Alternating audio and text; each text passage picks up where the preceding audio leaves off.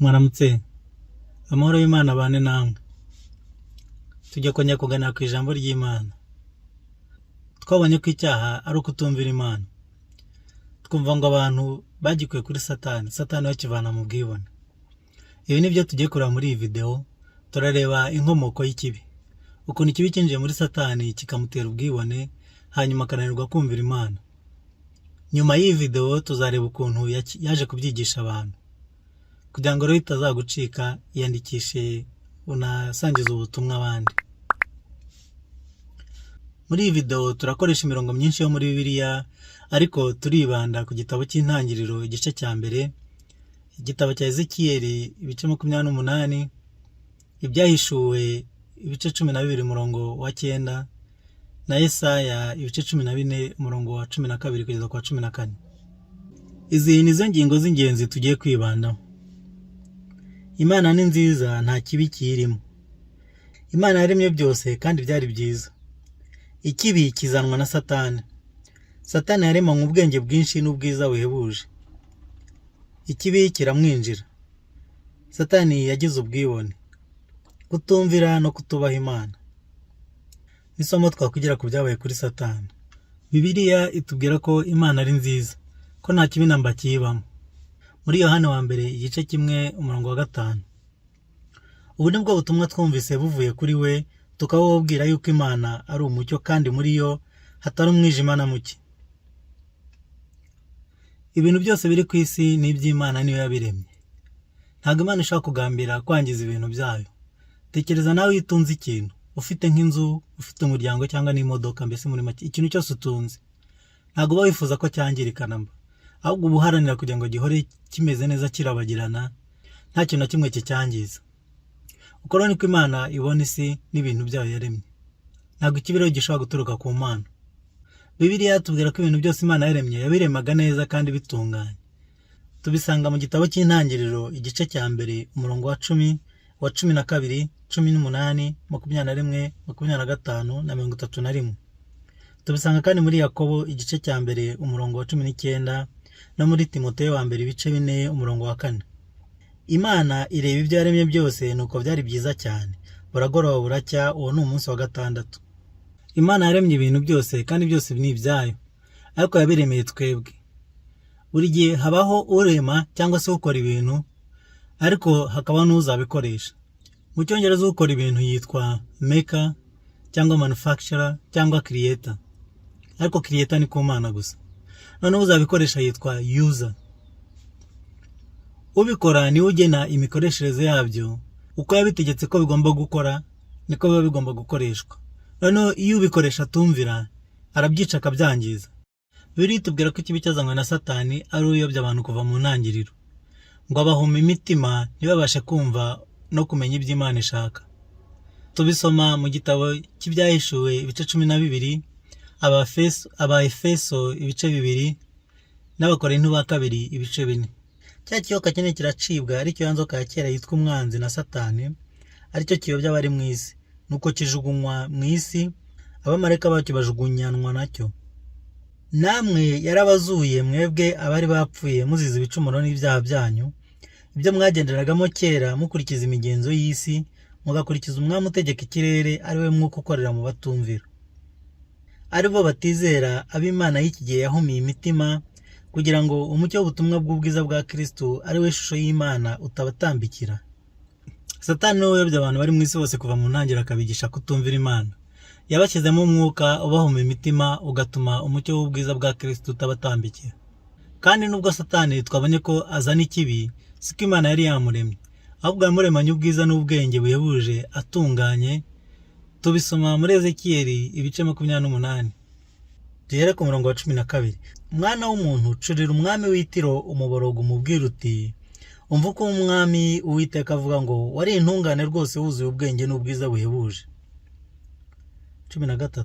Wahoze muri Edeni, ya ngobyi y'Imana, umwambaro wawe wari ibuye ryose ry'igiciro cyinshi, odemu, pitida, yahalomu, na tarushishi, na shohamu, na yasipi, na safiro, na nofekina, na bereketi, n'izahabu. Ubuhanga bwo kubaza amashakwe n'imyirongi byari iwawe, ku munsi waremweho byose byari biringaniye.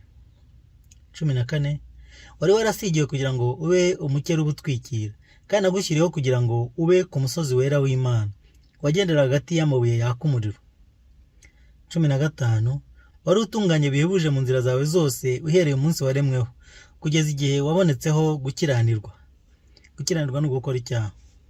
Uyu wabwirwaga si umuntu ahubwo ni umukerubi. Tumaje kubisoma ko yari umukerubi utwikira. Abakerubi bazwi nk'abamarayika bafite amababa bagenda cyangwa baba hafi y'Imana. Uyu mumarayika wahoze mu ijuru akaza gukora icyaha turamuzi ko ari Satani, ariko nyine yararemwe neza nk'uko tumaje kubisoma, agendera mu nzira ze zose, nyuma aza gukora icyaha, aza gukiranirwa. Satani yaje kunanirwa kumvira Imana ahubwo yigereranya nayo. Yatangiye gushaka no guharanira kuba nk'Imana. Tugarutse ku murongo wa 2 no muri Yesaya ibice 14, Imana yavugaga ko yashyize umutima we hejuru akigereranya umutima we n'uw'Imana kandi akiyita Imana. Ezekiyeli ibice 28, reka duhere ku murongo wa 2. Ngo mwana w'umuntu ubwire umwami w'itiro uti uku niko umwami Uwiteka Imana avuga ngo umutima wawe wishyize hejuru uravuga uti ndi Imana, nicaye mu ntebe y'Imana iri hagati y'inyanja. Nyamara ariko uri umuntu nturi Imana, nubwo ugereranya umutima wawe n'umutima w'Imana.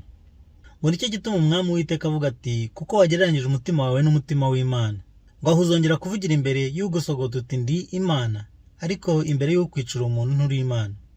Yesaya 14 murongo wa 12 kugeza kwa 14. Ngo wanyenyeri yo mu ruturuturu we, mwana w'umuseke ko uvuye mu ijuru ukagwa, waneshaga amahanga ko baguciye bakakugeza ku butaka.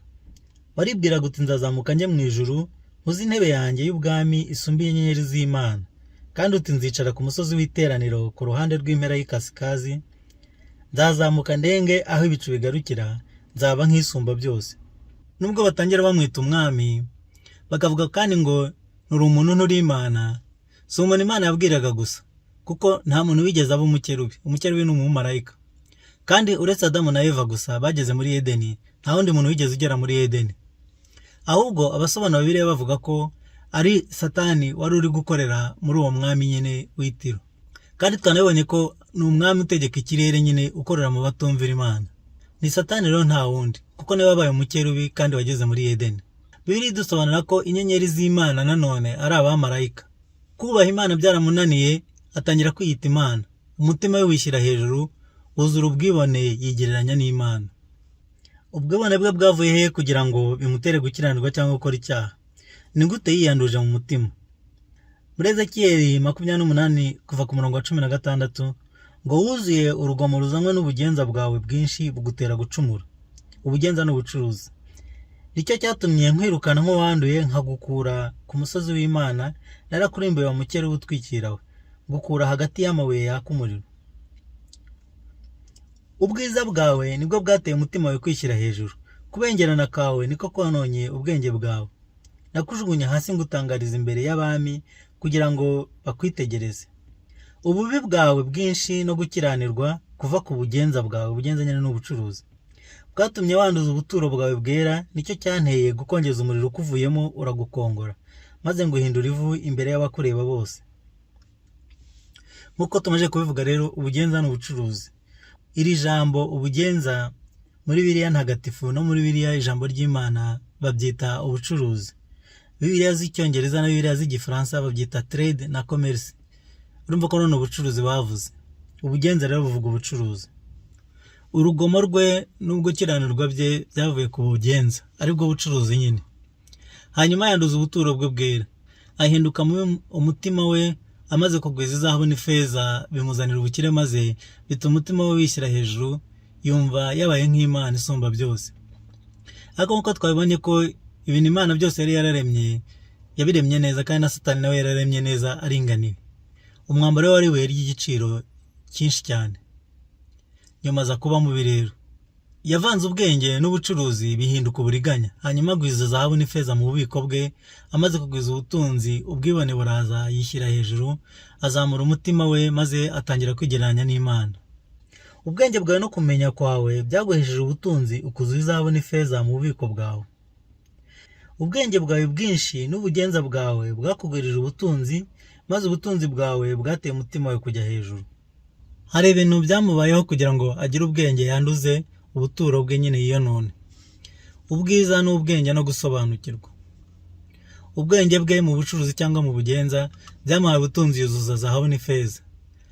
Amaze kuguza ubutunzi muri zahabu n'ifeza, umutima we wishyira hejuru, nuko atangira kwiyita Imana.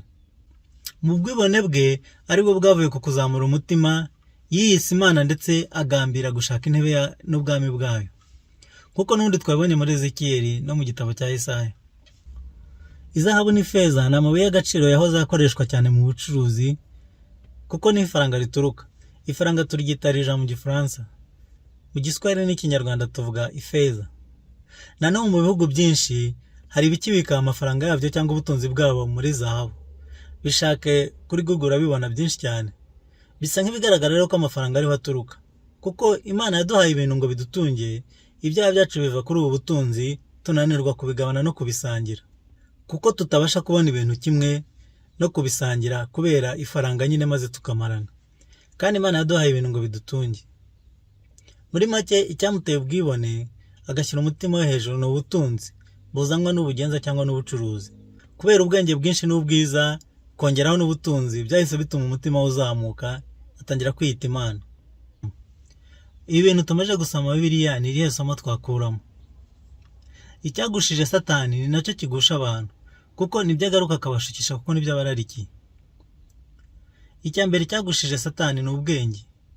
Ubwenge burashukana bugatera ubwibone, bugatuma abantu bazamura imitima. Wari wakorana n'umuntu wibwira ko akurusha ubwenge, hari n'igihe ashaka kukurusha ubwenge kandi uri umukoresha we. Bamwe mu banyabwenge bo banavuga ko ngo Imana itabaho, ngo isi yariremye kandi babizi neza ko bidashoboka, ko nta kintu gishobora kwirema, nta n'ikintu gishobora kwikora hatagize ubigiramo uruhare. Niba yariremye babyemera gutyo, kuki bakomeza gukora? Bazareke gukora, bareke kuyivangira, ikomeze yireme ijyana aho ishaka.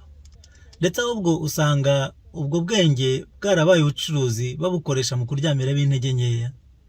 Ubwenge bwo mu isi Imana yarabuvumye, kuko butuma abantu batayimenya kandi badakundana. Mu gitabo cy'Abakorinto ba mbere igice cya mbere umurongo wa 19 kugeza ku 25, kuko byanditswe ngo nzarimbura ubwenge bw'abanyabwenge n'ubuhanga bw'abahanga nzabuhindura ubusa. Mbese none umunyabwenge ari hehe? Umwanditsi ari hehe? Umunyampaka wo muri iki gihe ari hehe?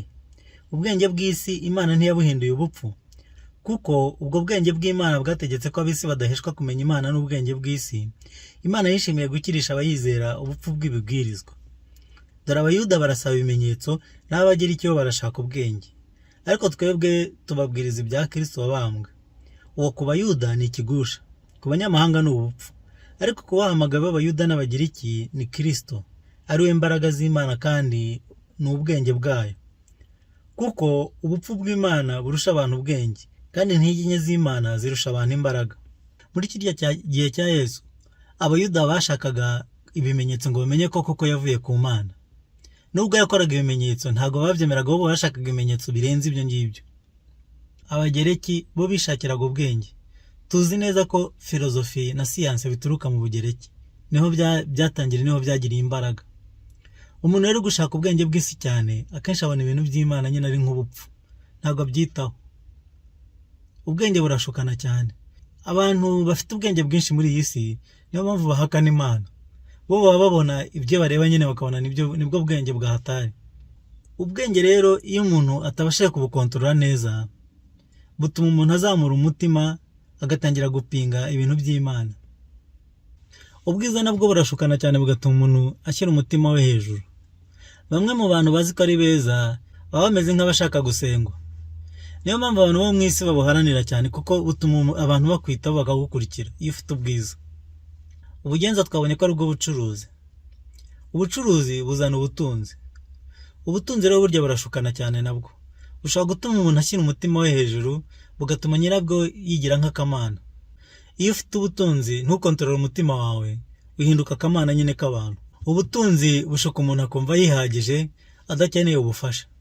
Ubutunzi bugira umuntu bizi nyine, umuntu akumva adakeneye Imana. Ubutunzi kandi butera ubusumbane, urukundo rukayoyoka.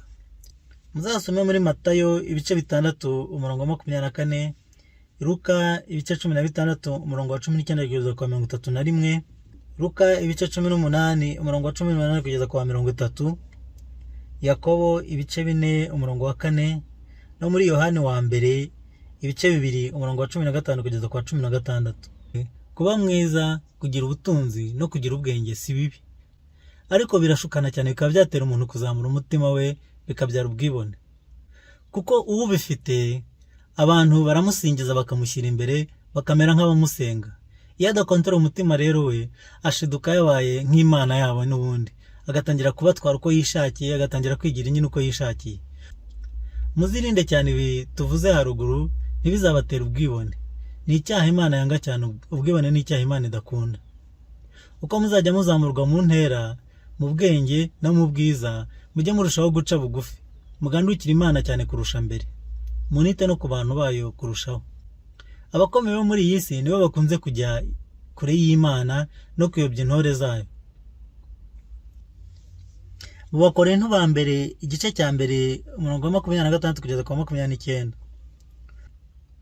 Muzirikane guhamagarwa kwanyu bene data, yuko ab'ubwenge bw'abantu bahamagawe atari benshi, n'abakomeye bahamagawe atari benshi, n'imfura zahamagawe atari nyinshi.